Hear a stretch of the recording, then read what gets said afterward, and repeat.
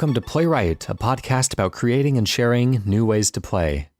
I am one half of your collective host, Ryan Hamann, also known as H. I think that communicates the message that I think I was intending to. And consolidates. That's the most elegant way to present that idea. Why don't you introduce yourself, the other side of this amorphous host being that we've created here? Sure, I'm Ryan Quintal, a.k.a. Q. Mm-hmm. We do that because we have the same first name, for those of you just joining us.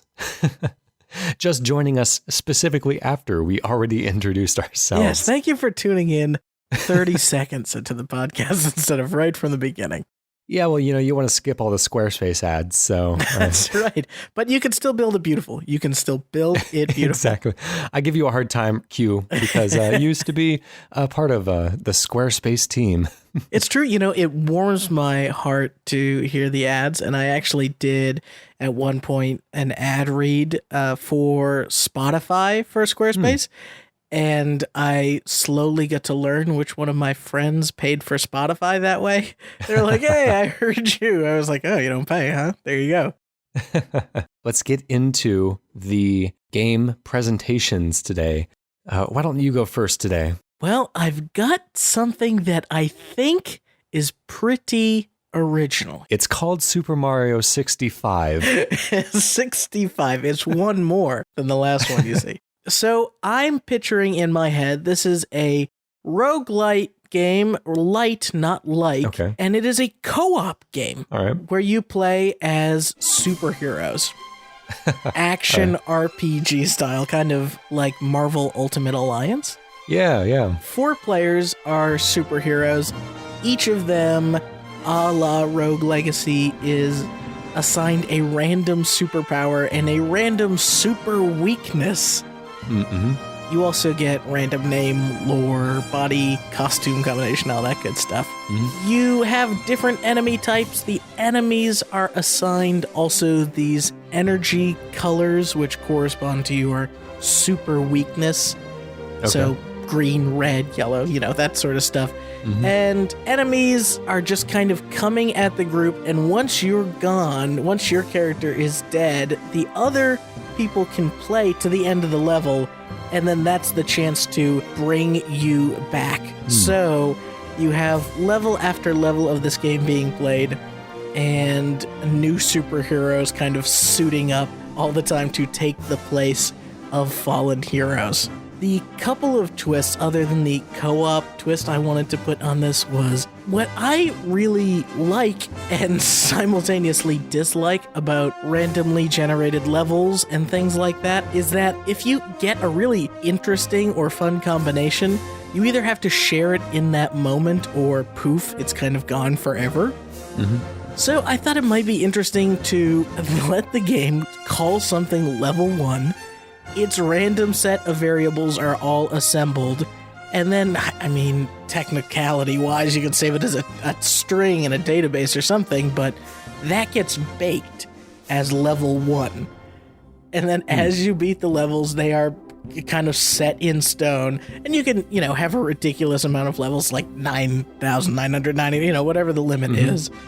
And at any point, you can go back and say, whoa, this is a really weird level. We should go back and play that with our new set of currently surviving heroes to see if we can do better or best our score. They're kind of like the Chalice dungeons in Bloodborne. Yes, a lot like that. I think it's going to be really fun to play as a bunch of superheroes on level, 768, which was the crazy one where all the bad guys were red. And, we had weaknesses against all red bad guys the first time around. Well, now we've got people who have a cooler superpower or a better team comp, and we can go in and best that level. I'd even love for it to have some mechanism of taking the levels that have been kind of baked for you and your crew, and maybe even the characters that you played as, and share that on some sort of service where you can then go almost if Mario Maker was done entirely by machines, right? Yeah. So that is where I'll kind of close this pitch. What do you think? Let's go ahead and start the clock and see where we can take this thing. This idea of it all being procedurally generated, I think, is definitely cool. I think this fits into, I mean, you already brought up Marvel Ultimate Alliance, which was based on the Gauntlet style of games. Yeah. Gauntlet Legends was a favorite of mine when I was growing up. You'd always find a Gauntlet Legends cabinet in pizza places. Loved and it. Red Robins and such. I was a big Dark Legacy fan as well. They're all cut from the same cloth, but those came before this big kind of like roguelike resurgence. And so, I feel like they would have really benefited from this level of randomization and replayability in that way. But what I really like about this, what really stands out to me, is your introduction of like colors representing superpowers and weaknesses. And I was thinking about, what if, and maybe this is less interesting than having, unique superpowers, but what if every color combination could be combined in the same way that you can combine like the colors of light along like a color wheel. Yeah. And so if you had an enemy that had a weakness of orange and you happen to be the red and yellow heroes, then you can cross your beams and catch that person in the middle. Or even if you had an enemy with a weakness of purple and one of your other enemies is blue, then you can like trick him into shooting at you, and you can, catch the purple one in the crossfire if you're red and obliterate him that way. But, and these are kind of like simplistic ideas that I'm throwing out there. But if they could come up with really interesting ways to kind of leverage the color combination portion of it, I'd be interested in that. And I'm almost nervous to suggest that because I know that there's a somewhat popular game that kind of, within the last couple of years came out called Chroma Squad, which if I had to name the game that I had just been talking about, Chroma Squad would probably be pretty near the top of the list. I don't know what that one is, and so I hope it's not exactly what we're talking about now. I was under the impression that Chroma Squad was a little closer to a Power Rangers beat 'em up, but I'm not entirely certain. So Power Rangers and superheroes kind of sit on the same row of the bus anyways. Certainly. And I'm almost wondering too if those things aren't mutually exclusive. The sort of traditional superpowers could maybe work their way in. Like, I think it would be funny to see like a melee super strength person get generated, but they happen to attack with yellow energy versus the flight and laser eyes Superman person that is a red energy person or whatever. Kind of like in Guacamelee, how even though, not all attacks are projectile, they are all color coded. And, they use that to kind of communicate some of the mechanics and some of the, which powers can destroy which obstacles and such. I've only been dicey about whether or not you should be able to come back in the middle of a level or kind of at the end of a level. But I think it's interesting, this moment of the other three people playing and the fourth screen is watching a superhero like do the Batman montage of putting on the costume. And you're slowly revealing like, oh, the person's got a pink costume. Ooh, they've got weird hair. And then the, name. I think this game is super ripe to generate a bunch of really silly superhero names and gender combinations. Yeah. I would really like that. So one thing, and, I don't want to be a bummer on the show here, but one of the things that I am like actually really passionate about in the game's creation space is accessibility.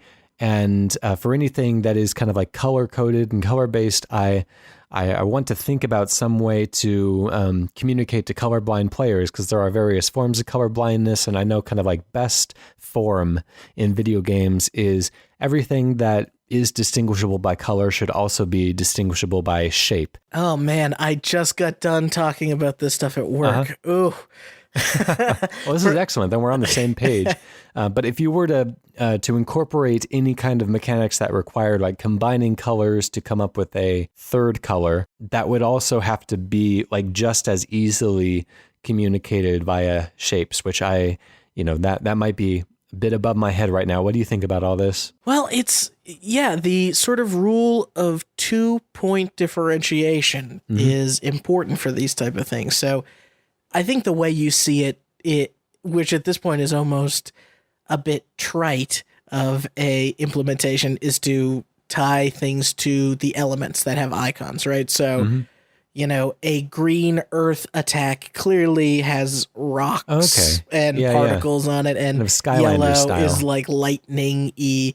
So you can read the energy of the attacks as they happen, but there might be more creative ways of doing it, whether it's the symbol that appears next to your hero or the logo on their chest or something that's always in your UI so you can reliably know, or little tiny icons kind of showing what damage is happening to the bad guys. That could also be helpful. You gave me a design challenge in the middle of our design podcast. Very cool. Well, that's good. That's exactly what we're here for. I'm curious to hear what you think about the level baking idea. Yeah, I think the challenge of that is you want any play session to have like a difficulty curve. Kind of like the Binding of Isaac. You hop into that, and even if you've been playing 1,000 hours, it starts you out at a relatively simple level, and it lets you progress to something harder. If every level was being saved, then you would kind of get these weird difficulty arcs every few levels that slope upwards, and that wouldn't provide like a hugely satisfying, but again, like you were saying, you would pretty much always be generating new levels. You wouldn't really be looking to replay them like they were a progression like Mario levels or something. Sure. So, that might not be a problem. And if you had a way to, like, after a level was finished, quickly like give it a star, and so that one is marked as one that you want to come back to, or write a little note or something and say, bring me back here when I have a character with this ability. Kind of like the Lego games are actually a pretty good way to look at that as well. You come back here when you have somebody who can, use the force to open this brick wall. And so that kind of makes sense. It's also interesting, this idea of being able to share these levels online, kind of like people share Isaac seeds, where they'll say like, oh, you get some really good items in your first, level of the dungeon, and you'll be clear to kill mom's heart at the end of it all. There's an aspect to the level baking that I wanted to play into the absurdity a little bit of the game, in terms of, I think it's very fun to start level 642. Not necessarily saying that somebody will get to 642 very quickly, but I also thought that tied into the theme of this. There's so many things about this that if you strip them away is very standard superheroes going from level to level beating things, but it's the fact that there's a seemingly endless drip of heroes and levels that paired together that I liked. I'm wondering if the system could understand that level X, Y, or Z is particularly difficult for hero set A, B, and C, and therefore kind of serve you up, hey, try and beat level 4 with your current set of heroes, see if you can survive that. That would make sense, yeah. I think just based on the theming, the aesthetic theming of superheroes and all of this, the standard like numbered level progression would be a little on the plain side for what I would expect there. I think it'd be more fun if each of these levels was like a different city with a different randomly generated name, or even better, like you would get like the cover of a comic book, and it would be Action Comics number 600, and you would show your heroes and then the big boss at the end of it, and like some like title in big bold letters or dripping with ooze or something like that, and it would be kind of randomly give you that title card, kind of like the wonderful title cards from Left 4 Dead or Destroy All Humans, or that kind of theme, which again kind of makes me want to like almost even take it down like a B-movie path, or like one of the Super Sentai type of themes and stuff. But it's just a world of possibilities there, but we are already coming up on our time for that one. Feels like we just started talking about that, but but yeah, we've opened a big old can of worms here. And if you, the listeners, have anything you would like to contribute to this idea, then please do get in contact with us. You can find us at PlaywrightCast on Twitter or playwrightcast.com. You can put a comment on any of our episodes.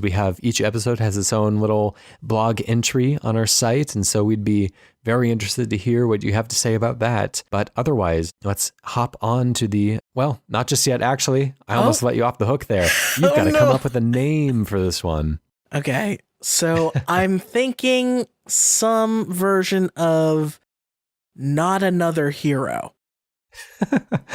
There's a game right now called, is it just Not a Hero? Yeah, maybe I figured it was taken, but I wanted to basically sell the feeling you feel when Marvel announces another 30 superhero movies. All right.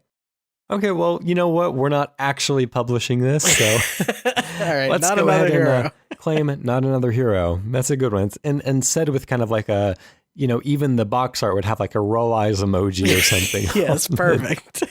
All right, well, Mr. H, that means you've got to come up with something just as good. Well, I feel a bit weird about this one because it's not as much a creative game idea as it is an interesting thing that could be done with the tech. I guess we'll just see where it goes. I don't know if we're going to have, 10 minutes worth of stuff to talk about here, but let's give it a shot. Let's see where we can take this thing. Yeah. So I was really inspired from the initial pitch that Ubisoft gave for The Crew, which is a racing game, a car racing game, kind of a slightly arcadey, slightly simulation-y. It's not Mario Kart or Crash Team Racing. It's more on the real car side of the spectrum, but it's also, not a Gran Turismo. But it's set on a large open world map that kind of roughly correlates with the United States. And so it's really cool.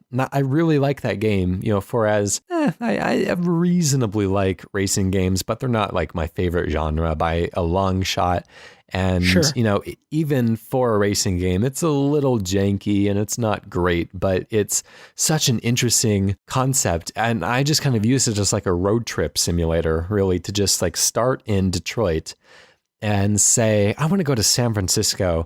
And it takes an hour and a half to drive there because this map is so huge. And, you're snaking your way through freeways and going over mountains and going through the swamps and just all these different locales within the United States. And it's such an interesting idea. And it's a really kind of marvelous way to display the countryside. I like it a lot on that regard. And I would definitely recommend it for anyone who's similarly one of those kind of digital sightseers like I am. But I felt that idea could be realized in a more interesting way. And so what I want to propose here is, what if we use the information that is made publicly available, or even, partner with Google or whatever, and actually not procedurally generate for each user, but procedurally generate in the way that No Man's Sky did it, where they generated a universe and it is the same for every user. But we generate a map that is actually the size of the United States. Whoa. And contains all of the roads of the United States, because all of that information is out there. And, you should be able to, without very much trouble, come up with a video game map that adheres to the road structure, that, because GPSs have to do that. They have to create an illustration of the roads, right, and make that make sense for their journey that they're plotting out. And so you have the roads, you have the elevation of any terrain. If you ever go into Google Earth, you can get a 3D view of the world and you can see all the mountains and the forests and all. You can even see a lot of buildings. Yeah, exactly. Yeah. Forests kind of circled out. You have all of the lakes and oceans, and all of this information is there and ready to be used. And I think what would make it even more interesting is if, all the buildings are also there. And I understand it would be just a disastrous chore to have to license each of the buildings, everyone's to house, get in touch with Starbucks and people's houses. But you could say this spot is where a Starbucks is. Let's put in a generic coffee shop right here. Sure. And this spot is zoned for a house, so let's put in a house right here. And you can go so many layers deep in this procedural generation if you have You can look at Zillow listings and get the price of the houses in this neighborhood and kind of estimate how big they would be based on that. You can get square footage of each of these buildings. You can even get, you can program in a prefabbed set of buildings based on the like part of the country that it's in. So you can get that like, that very authentic Pacific Northwest feeling house. You can get that, very Arizona feeling house. And so everywhere that you're driving feels right, but it is all generated essentially by a machine with just a lot of input from people at the front end. But I think that it would be really kind of special to challenge your friends that you grew up with to race from your home to your elementary school as a part of this like big car race. And and you can even do multi-day races across the entire United States from like Sacramento to New York City, and just say it might take us like 8 full days, but just whenever it could be like a what are you doing this weekend? I'm like driving to Florida.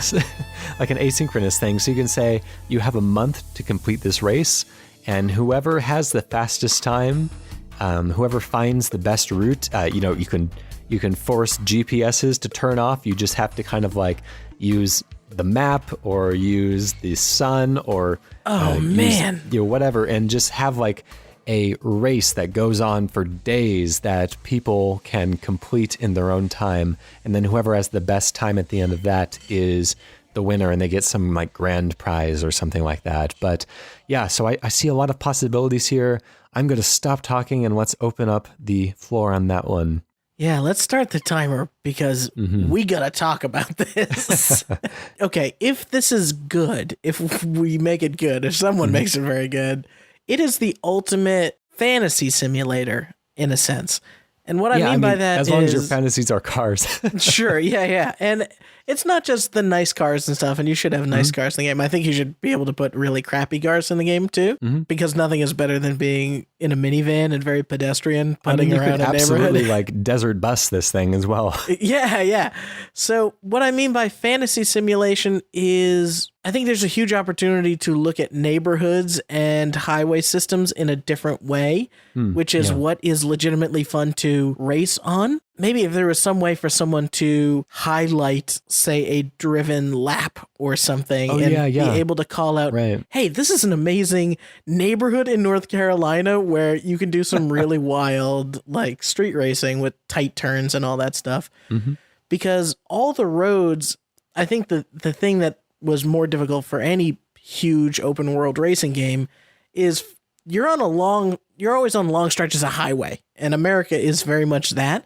But I think there'd be a bunch of great neighborhoods to be on. And of course, eventually you can do every country and you can drive the world or whatever. Yeah.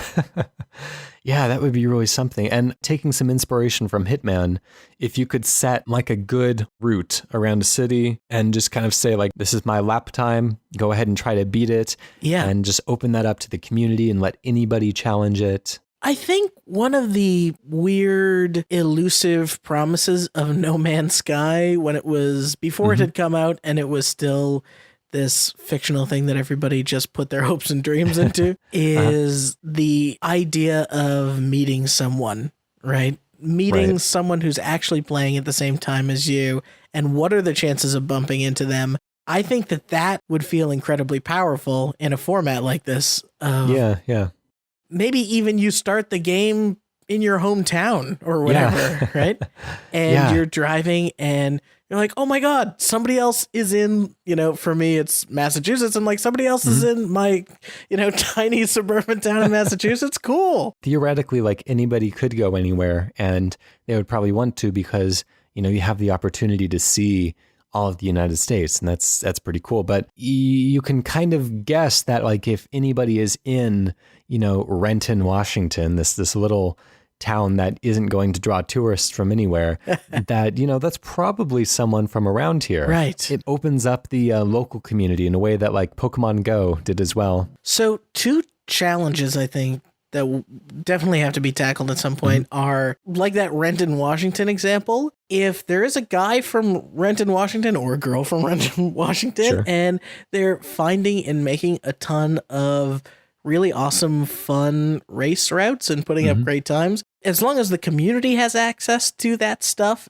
and can very quickly switch into a mode where, oh, I can go anywhere very quickly, then that stuff still works for me. It's a matter of, I think Forza Horizon is very good at this, which is finding what are the challenges that you can make with this limited set of data. It almost feels like it has to be like Ubisoft Steep, where it's the community generating a ton of things, because I can't imagine any team of game designers being able to go, all right, the entirety of the United States, we're going to put hidden secrets all over it. Yeah. The easy thing to do would be to put landmarks at points of interest, like the Space Needle, the Archway, or art exhibits or whatever that you would find across the United States. But that wouldn't exactly lead to like a dense enough collectible field to be interesting. There is the idea of, maybe like you can discover new cities when you drive into them for the first time, kind of encouraging you to spread out.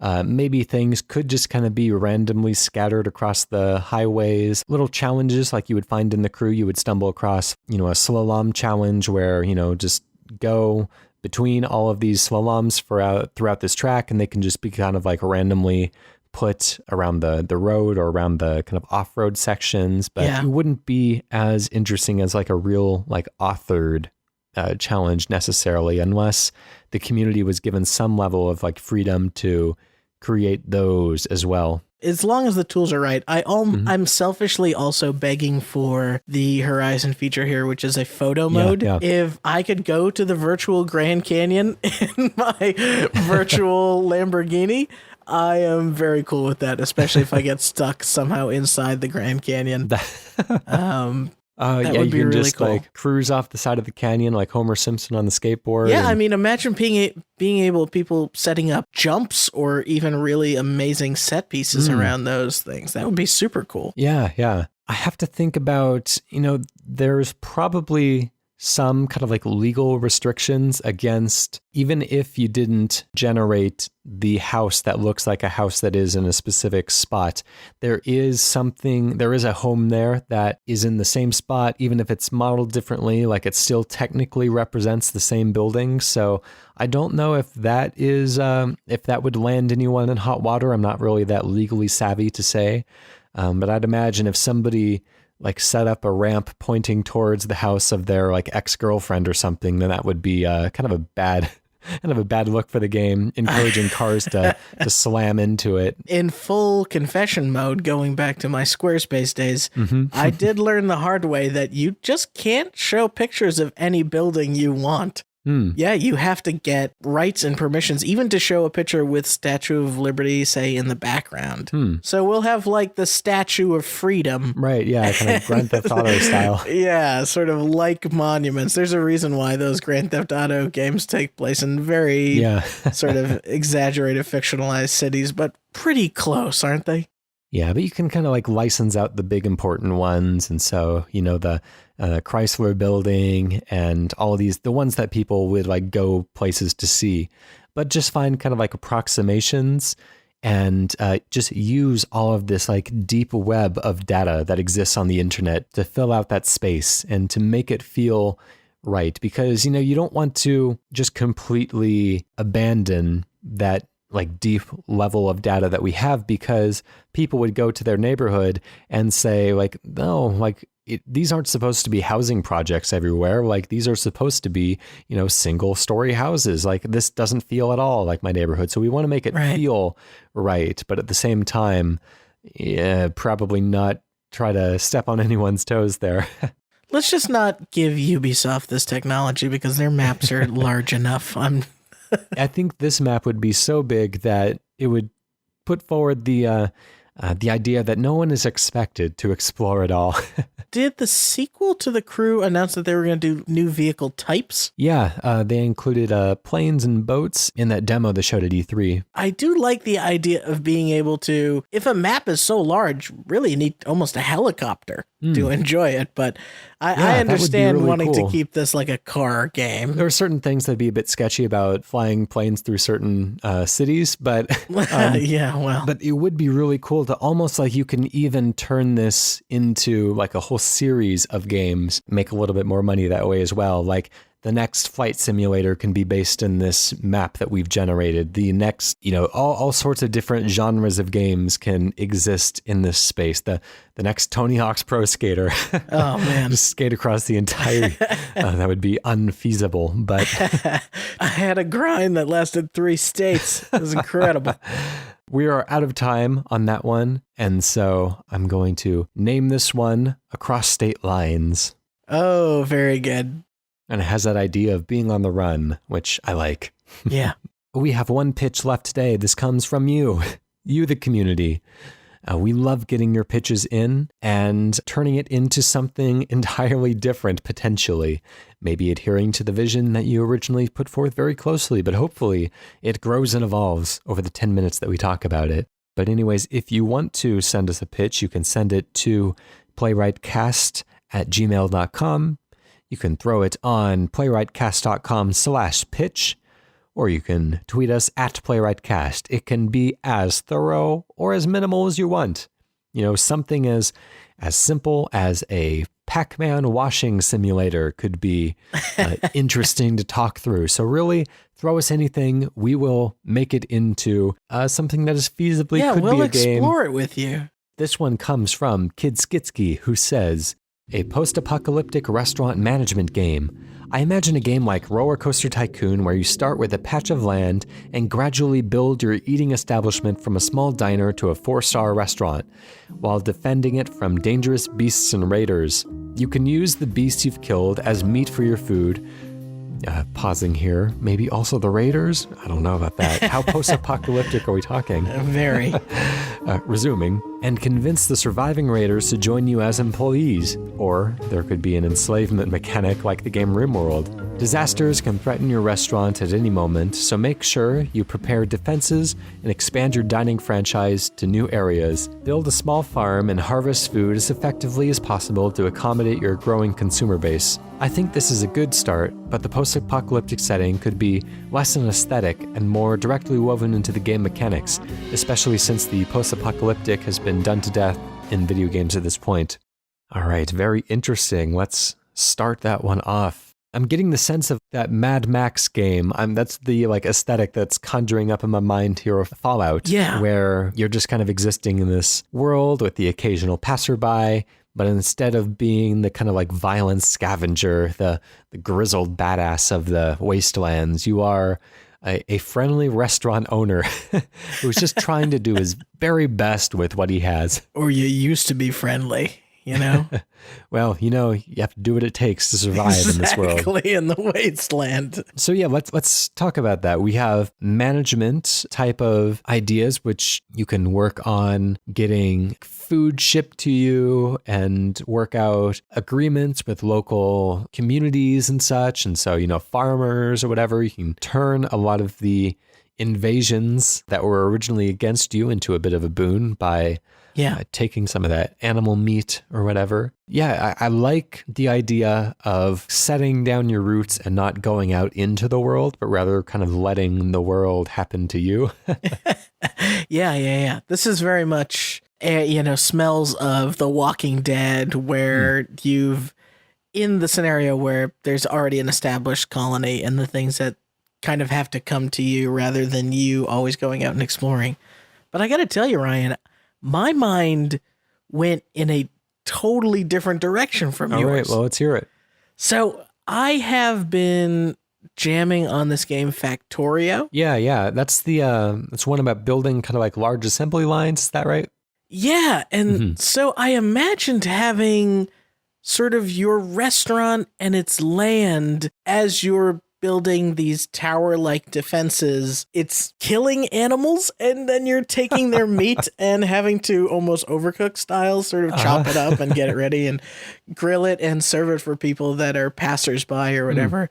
But the aspect of this idea that I thought was really interesting is both defending yourself, but then as your restaurant grows, because seemingly you might be the only place where anyone can get food in this world, you eventually have to be a very large operation where you're trapping creatures and then getting them on the assembly line to be prepped for food. So an ever increasing, you almost start off as a diner and you end as, I don't know, Hormel, if that makes any sense. So you have kind of like tower defense aspects almost, where you can set up like defenses on the perimeter, which is like there's an inherent comedy to setting up defenses on a restaurant. And I also really like the kind of comedic possibility of having these like wastelanders trying to have a night out with somebody that they care about, and wearing their like tattered tuxes, and maybe as you expand you can attract kind of like a richer clientele, but they all still look like they've been through like a nuclear war. Yeah, it's a safe space in the apocalypse for people to come and dine. Yeah, potentially. What I think is interesting is that the game can kind of start in a way where you're reacting, which is to say that enemies or these creatures, mutated cows, four-headed cows and all that good stuff are sort of making their way to you. But I think ever increasingly as you grow and have a larger food demand, that there has to be inventive ways of luring creatures to you in some way. Yeah. And, some of that would probably be just kind of natural as you're cooking up animals, maybe the animals that would be like, like the predators of those animals. And so you would have to kind of like judge at that point, do I want to cook this meat or do I want to throw it out because I can't afford to attract a death claw right now because I don't have the defenses to deal with it. So some level of risk reward in what you choose to cook. Yeah, or even choose to serve. If you let that meat go a little bit bad and it mutates one of your customers, they destroy a wing of the restaurant even. Or maybe even they throw it up and they come back hungry the next day. Though I do really like where you started with the 3D stuff, because one of my favorite aspects of Minecraft is actually just figuring out that hay or whatever is what attracts a cow, and then going and finding a cow and sort of holding it in front of them and convincing them to come into my fenced in area, essentially, right? Yeah. And so I kind of like envision this as like a RTS type of viewpoint where you see a restaurant, you can set out your trading routes and your, whatever kind of conveyor belts would. You would hook up a conveyor belt to like an animal den, and it just kind of like pumps animals out every once in a while. And you're kind of defending from all angles, depending on where your restaurant's located. You might have like a mountain defense for one of your sides, but you also want to be visible to the public. You want to have your sign out where people can see it. I think there's a lot of good like comedy in trying to balance like this survival sim with this very cheery corporate culture. Yes. So that's what I was going to ask you is there's two ways this could go in my mind. One of them is the singular mega restaurant empire route. And the other in my head is more like Civilization, if that makes any sense, where you're almost setting up a franchise of these restaurants, and you're choosing the locations of like who needs food the most, these people over here, and you're managing a bunch of different micro restaurants at a time. So the entirety of the growth loop is maybe smaller, but it's more about getting each one running efficiently in its area. I do like that idea of franchising and building out. I would want to hold on to that until kind of like the late game. Sure. Because I really want the core experience to be based on like one restaurant that you can call home.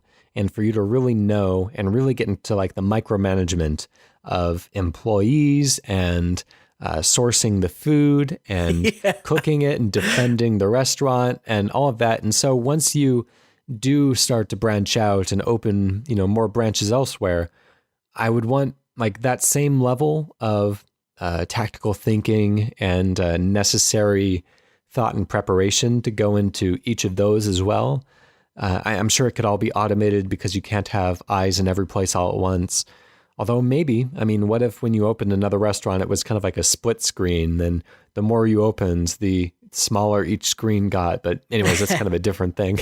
Yeah, I do like, again, the comedy of once raiders come and try to attack your restaurant, the next day they're the special.